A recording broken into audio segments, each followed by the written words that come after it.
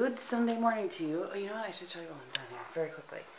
I'm getting on the treadmill because we're going to have a busy day, and I know I'm going to be too tired later. So I thought I better do it now. I think these are all the potatoes that we got from those potato plants. Most of them are pretty good size. So they're down here chilling until he decides, or not decides. He knows what we're doing with them next. I just don't know. And I do know, oh, you guys probably saw that in the vlog, you're not supposed to wash them until before you use them. So, yeah, there's that. So I'm going to hop on the treadmill, but I wanted to show you guys first. I don't know if I talked about, by the way, I had a zit like right on the corner of my lip, like the corner of my mouth and my lip here. And I couldn't take it anymore. It hurt so bad I finally had to pop it. I really tried not to, but now I have this scar thingy. Anyway, a lot of people have asked what treadmill I use. I don't know why, but this is the one, Soul F63. And we bought this at Dick's a long time ago. So, okay, time to walk. Alright, it is 8 o'clock, and I just need to finish my hair and film. This is my first look in a 4 Looks 1 palette. I just wanted to show you guys. Oops, that's not what I went in there for. I went in there for the church envelope and came out with Bob's vlogging camera. I fixed my light. I'm pretty impressed with myself.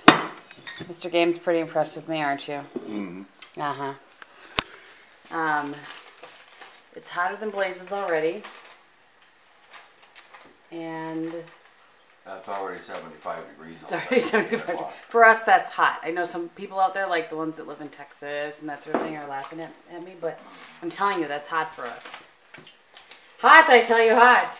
So I'm going to go do my hair, film that clip, we're off to church, and we'll probably check back in when we are starting the canning process. Well, we're the smart ones to pick the hottest day known to man to can. That's right. We're thankful for air conditioning. So we are all just standing around. This is what's going on right now. There's the boss, self-proclaimed boss.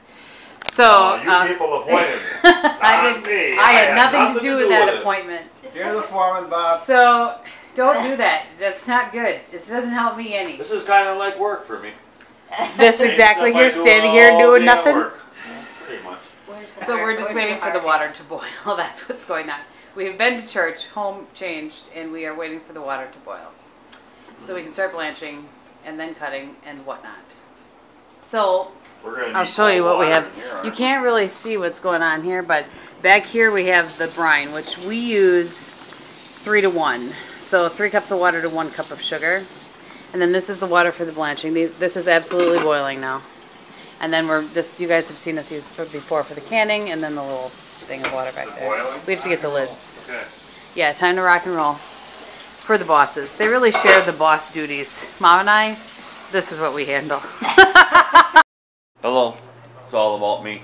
Oh, jeez. I can't even. Alright, so here's how with the peaches, this is what we start with. First we blanch them in the blancher here for a minute. Dump them into cold water, and then Dad is slipping the skins off the peaches. That's what he's doing in the process. They come over here to the lovely young ladies. Alright? And what they're doing is they're cutting them up into slices. They're slicing them up. And actually, Kristin already has. We have 1 batch in the canner already. So Kristin packed the jars, put the syrup in, and now I'm just waiting for this to boil. And then boil for 30 minutes after the water boils. The process is the longest. So that's the tedious part of the process right there. So actually right now they're all blanched.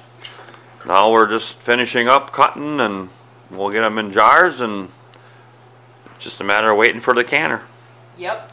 Yeah? You got anything to say? I don't. I'm just cutting up peaches. Slicing peaches. How come? I don't know. I got something to say. Okay. This is just a peachy project. Hey! That can edit out. No, Okay. We'll leave all that in. That's good.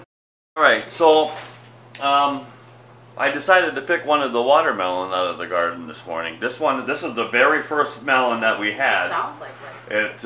It hasn't gotten any bigger now for about a week, so I decided to go ahead and pick it. We're going to cut it open now and see what it looks like. The excitement. We're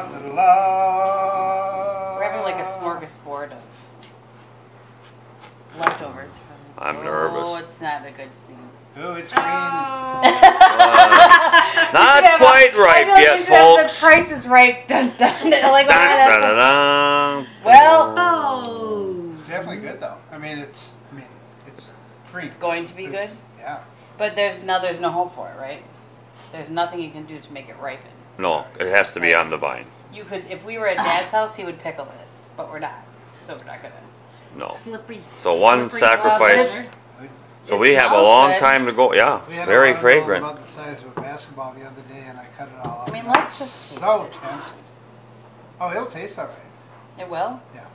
It just won't. It'll be too crunchy. Let's just see.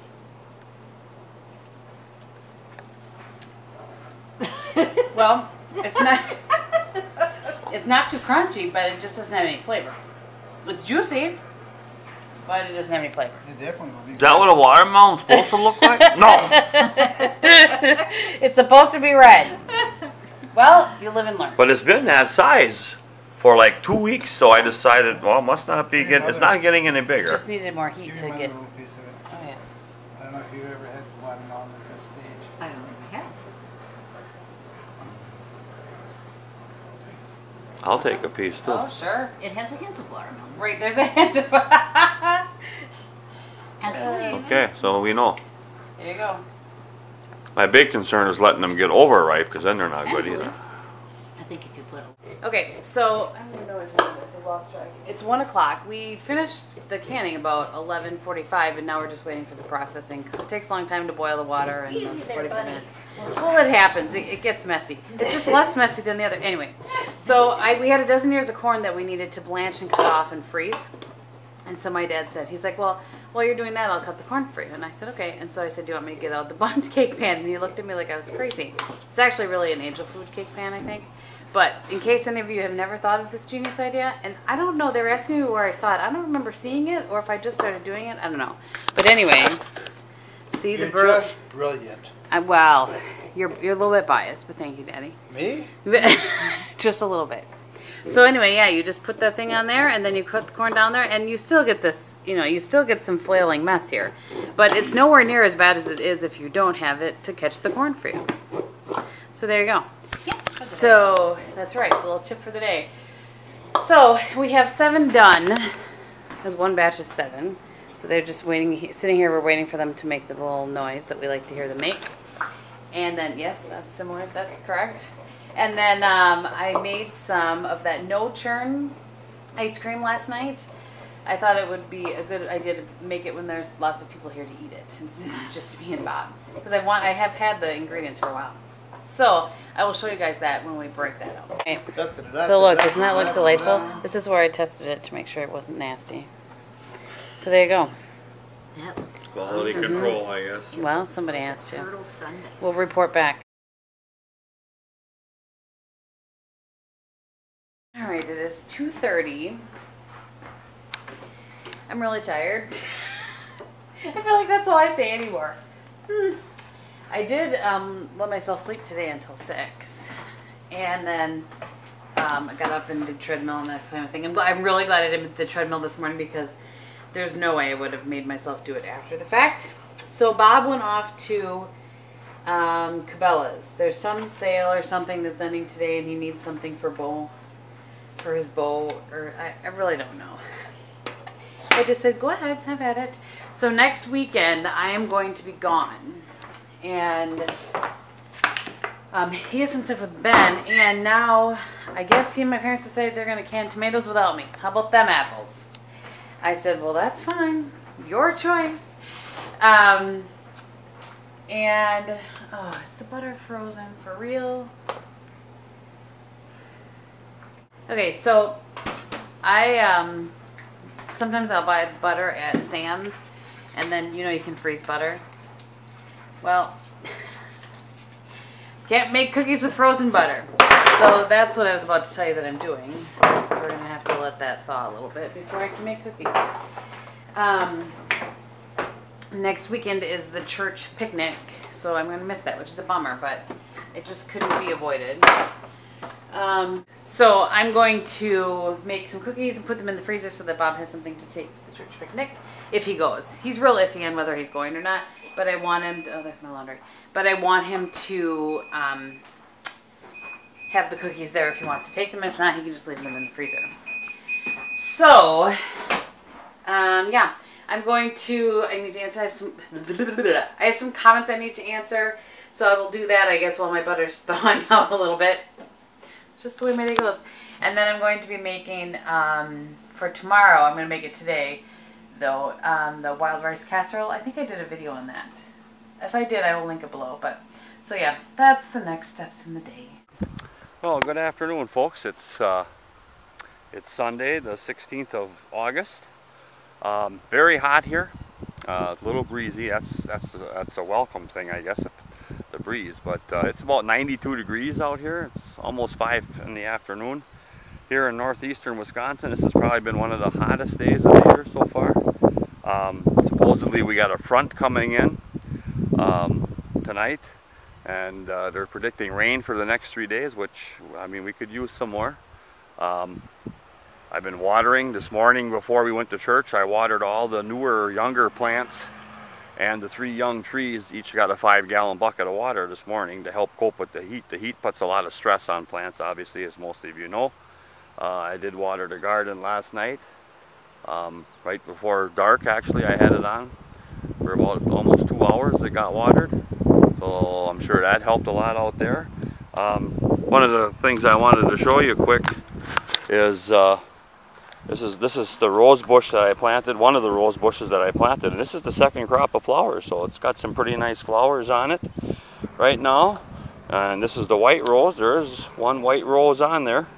So it is coming in with some flowers. The blueberries, they come and go. I mean, some, they look really nice, and then they'll again look not too good. And the raspberries, they're struggling around here. So I got to get the trimmer out. Hopefully it'll cool off a little bit. It's supposed to cool off. I got to get my trimmer out and trim the grass around. On a sad note, our lonely apple tree here looks like it has passed away. About a week ago, I mean, it was still, all the leaves are still on it and they were still green, but now I'm not quite sure. It's not from lack of moisture, because I would give this thing a 5-gallon bucket of water just like I do with my newer trees. It appears to have passed away, I mean. So, and what I had planned on doing this fall anyway was ordering some more. I'm going to order like 4 apple trees, 2 plum trees, and 2 cherry trees. I'm going to plant them next spring. I'm going to order them this fall for next spring, and I think I've already mentioned that before. So we're going to head on over to the garden. Alright, so here's what the garden looks like this week. If you saw yesterday, I was over by my father-in-law Skip's and showed you his garden. And obviously you can see what his garden looked like compared to what mine. But of course mine is mainly right now the watermelon and the pumpkin have pretty much taken over. The cantaloupe coming over here. I got 2 cantaloupe finally starting here. Got one little one down in there starting, and there's another one. Let's see, where did I see that one? Right over here it is. So we do have a couple cantaloupe. Notice the bees are around, they're pollinating. That's a good thing. There's the other one. Pumpkins are doing okay. Got 6 pumpkins right now, and if that's all I get, that's fine. You know, that's enough. Let them grow and do what they need to do. Earlier in the vlog or the video, you probably seen that I did pick a watermelon. I picked the one that was off of this plant here. It was the very first one that came. I thought, well, let's pick it and take a shot and see what it looks like. Well, it wasn't anywhere near close to being ripe, so they'll be attached to the vines a long time yet. They're not even close to being ripe. But I think the other night I counted 10 watermelon I got between the 2 plants. So we got plenty of melon. They're getting big. This hot weather really has, that's what they really like. So the melons are getting big, and now it'll be time for them to start ripening up. That's about as big. I mean, if you look at this one right here, this is a pretty nice sized one for Wisconsin. That's going to be about as big as they're going to get. You know, you get them that big, maybe a little bit bigger than that. That's about all you'll get, and looks like we got another pumpkin forming right there. We'll have to keep an eye on that. The melon have really taken off, especially the melons themselves. In the last week have really come. So again, I counted 10 the other day. I I sacrificed one, so that means we still have 9 left, plenty of melon. We just got to let them ripen up. Okay, peppers are doing okay. I mean, they're still on there yet, still good. Peas are just about done. I'm afraid the deer got at some of them and ate some of them off, picked them off. They were in the garden the other night, so I sprayed, keep them out of here. So cucumbers are, I mean, this one here is still producing nice pickles. There's a couple of nice pickles on there already. This one I think is pretty much done. So we got about, I don't know, 8, 9 cucumbers off of that plant, and it's not a very big plant. I mean, if you look back at my father-in-law's plant, how big his was compared to this, you know. And here's the evidence of the deer. See the deer tracks there? Yeah. So not only are they picking the peas, I'm thinking they're stripping this plant here. There was a lot of tomatoes on this plant a few days ago, and now there's hardly any. So I'm thinking for some reason, just this plant here, they're stripping the tomatoes off. But we're getting tomatoes on. I just picked a few, put them in the house. Pretty much all the plants do have tomatoes on, except for the one this one here just, oh, there's actually a tomato on there, a little one. This one just did not do very well. Not quite sure what happened there. So, but you can see the difference. Look how bushy these are compared to my father-in-law's. You know, his were all straight. So I mean, you really got to look to see if they're ripe or not. You got to dig through the bushes. And that's the disadvantage to doing it this way compared to the way Skip does it with the long stakes. I mean, you can see the tomatoes. We got quite a few getting pretty close to being ripe here on this little cherry tomato plant. I'll probably pick them tomorrow. Let them ripen up, and there's still a lot of blossoms left, so we've got potential for a lot more tomatoes. These are cherry tomatoes. That's a cherry tomato plant there as well. All 4 of these were cherry tomato. This one's got some really nice sized ones on, so hopefully they'll ripen up. Yep, and the big ones are coming. So, oh, I see something red down in here. Yeah, they're not very big, but I'm gonna pick these off of here. Yeah, we'll just put them on the windowsill. You want them to stay on the vine as long as you can. That's a good thing, but that's a pretty decent, nice color. You don't want them to fall off either and get on the ground, because if you don't get out here in time to pick them, they're gonna rot. So you want to get out here and get them picked. Leave them on the vine as long as you can, but, pick them, because otherwise they're just going to go to waste. So, alright, so with that, I will put the camera to, the sun is pretty high yet and bright today, so that's pretty much the weekly garden update, and we'll see you next week. So long, everyone.